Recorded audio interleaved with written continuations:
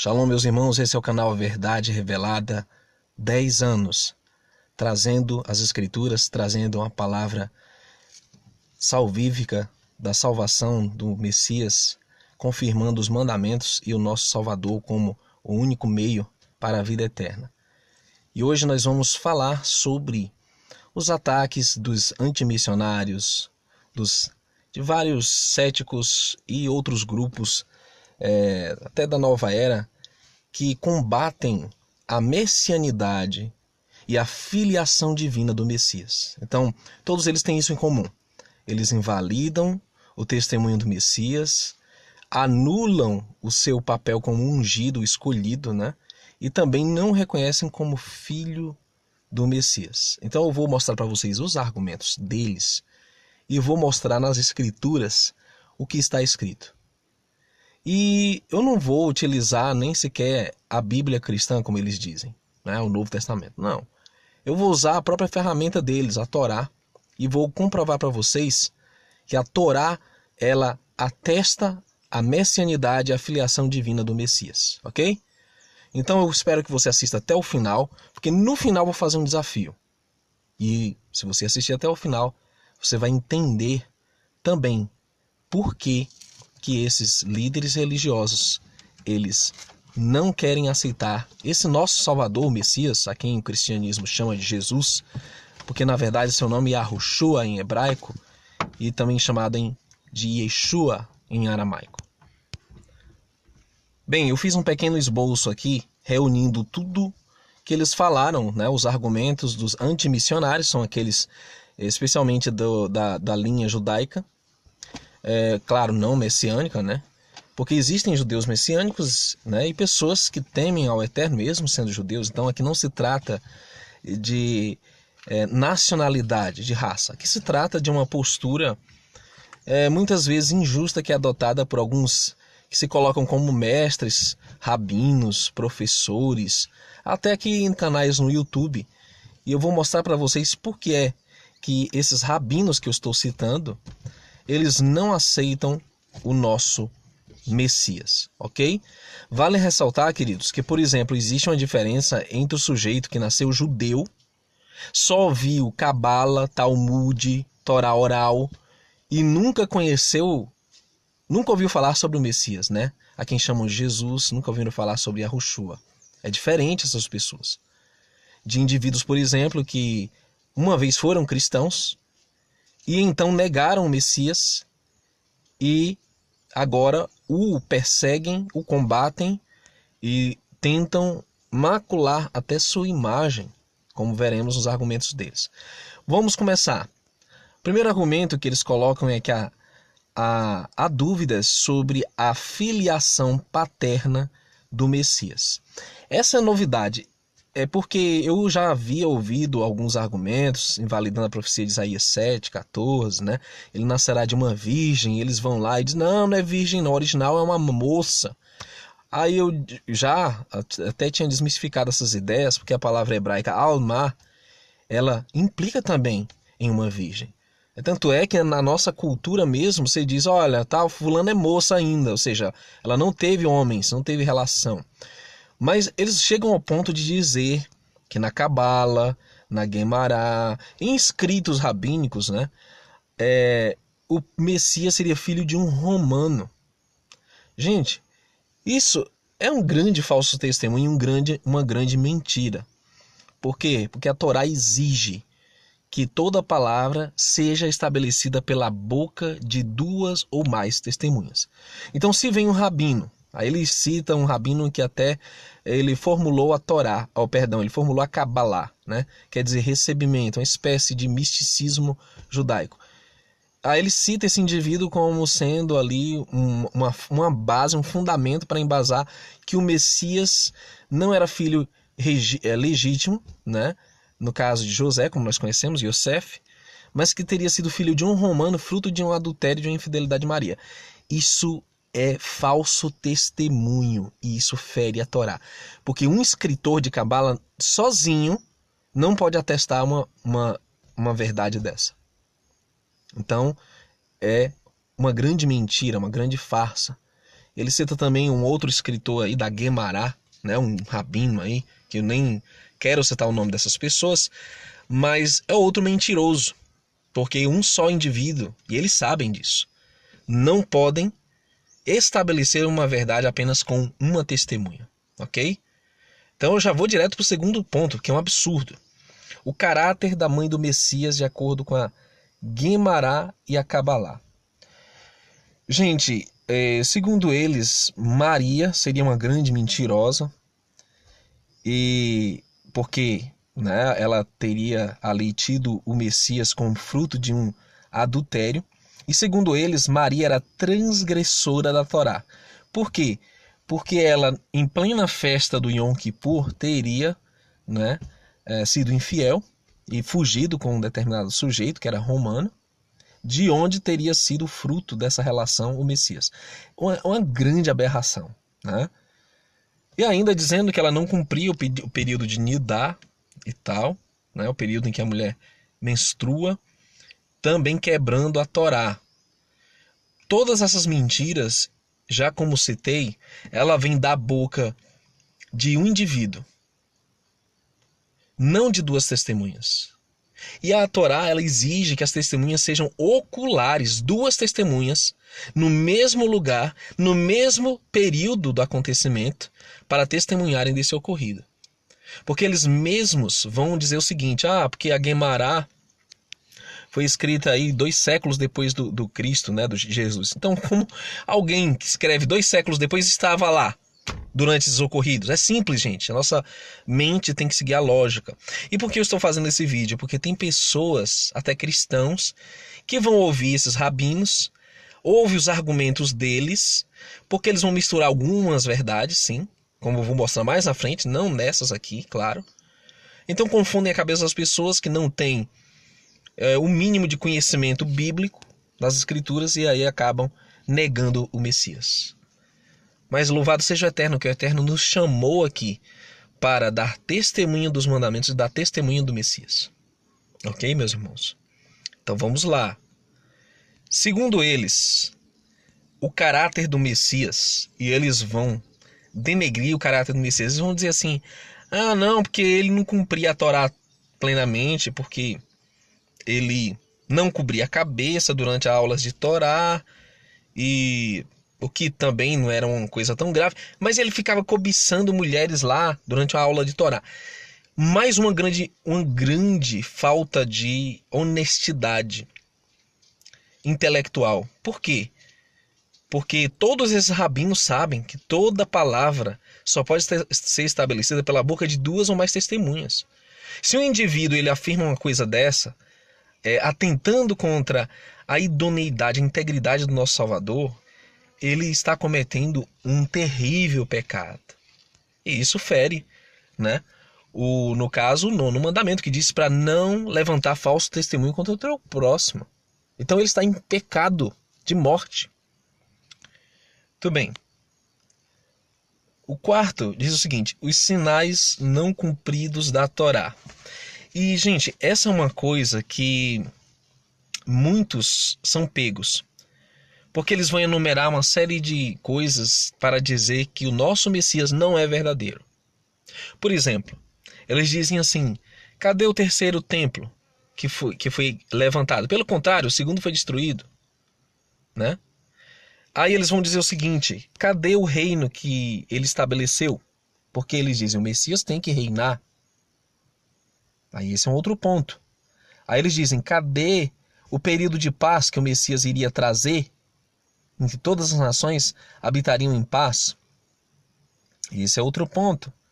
Enfim, eles vão enumerar ali algumas coisas também que na verdade o Messias cumpriu. Como sendo rejeitado, sendo servo sofredor, claramente o nosso Messias cumpre esse quesito e esses outros quesitos, como libertar os cativos, trazer cura, restaurar, libertar, tudo isso nosso Messias fez, mas não da forma como as pessoas naquela época esperavam, né? Claro, ele libertava da opressão do pecado, da culpa, do medo, da morte, tudo isso ele realmente fez e faz. E ainda diz o seguinte,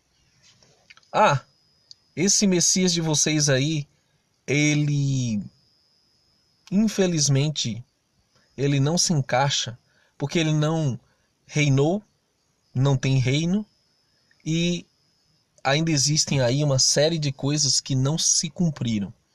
E é nesse aspecto que eu quero falar para vocês sobre os argumentos deles quanto ao nosso Messias não ter cumprido todos os sinais. E nós entendemos que o Messias começou um período de o que nós chamamos de restauração. Essa restauração não foi completada ainda. Convém que os céus retenham até que todas as coisas sejam restauradas, ou seja, nós temos um período de restauração a ser completado. E é na segunda vinda dele que ele vai realmente, efetivamente completar isso durante um milênio. Agora, não necessariamente tudo isso foi completado quando ele veio a primeira vez.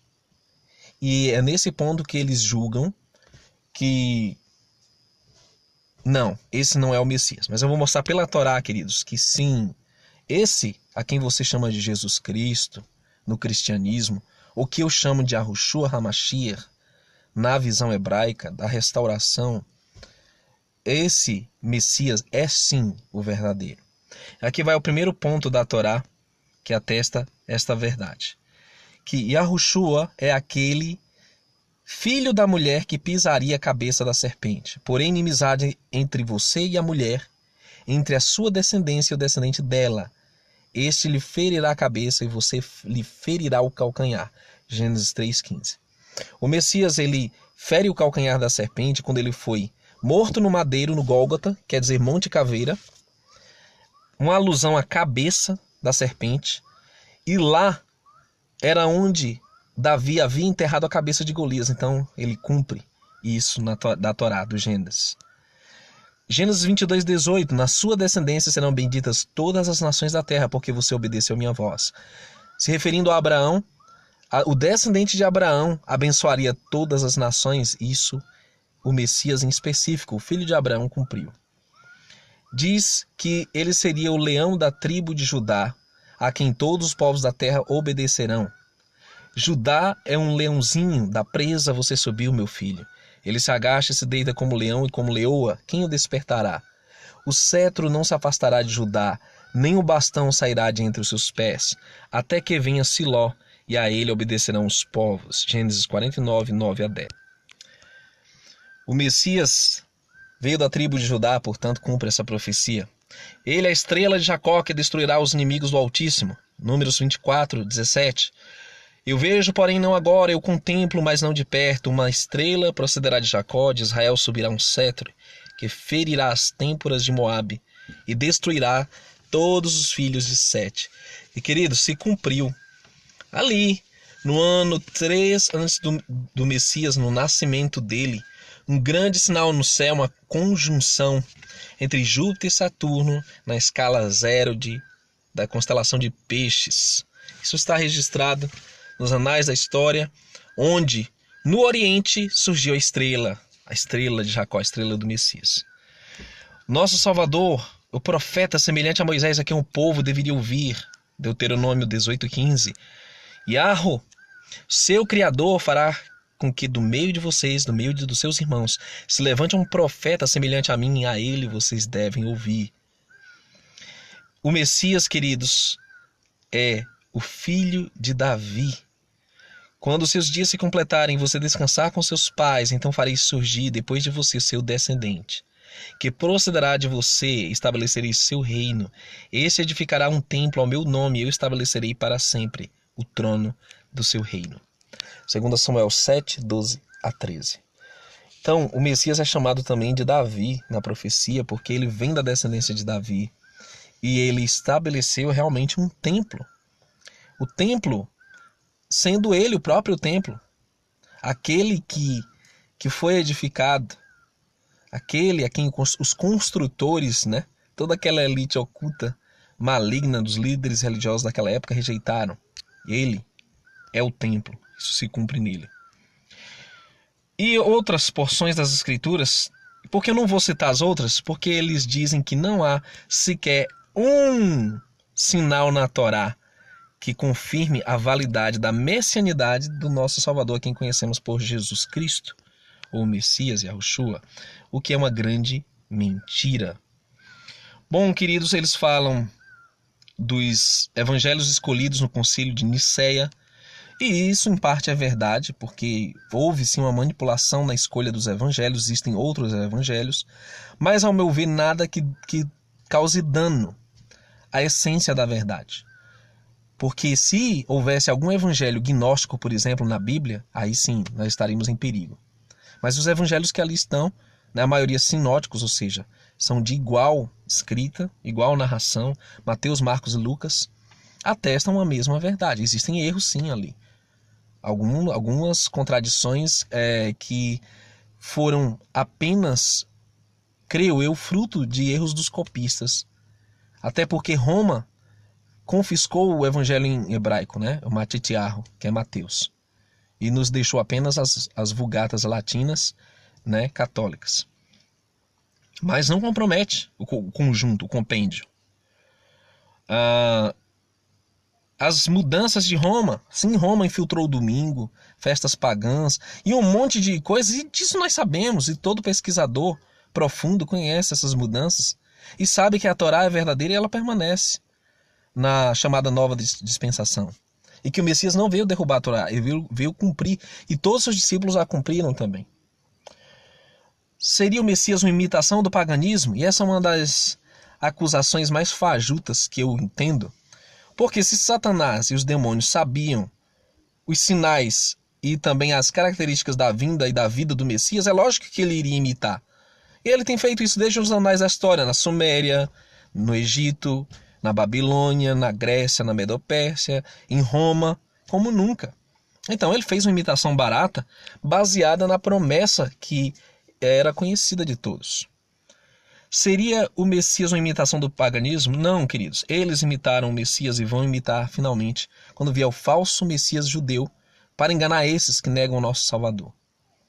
Um desafio final, para não ser um vídeo tão longo. Eu desafio qualquer antimissionário que se diz rabino, professor, mestre, qualquer coisa, a um debate somente dentro da Torá sobre a validade e a legitimidade, tá, da messianidade do nosso Salvador Yahushua, a quem chamam de Jesus Cristo. Desafio. Só dentro da Torá. Nós não precisamos nem ir para outro escrito do Taná, nem do Novo Testamento. Não precisa. Vocês terem uma ideia, queridos, todo o livro, por exemplo, de Levítico, que tem a prescrição ali dos serviços no santuário, apontam para o Messias, e eles se encaixam em todos eles, cumpriu todos eles. Toda a ritualística das cerimônias no templo, né, na ordem levítica, ele cumpre perfeitamente tudo isso.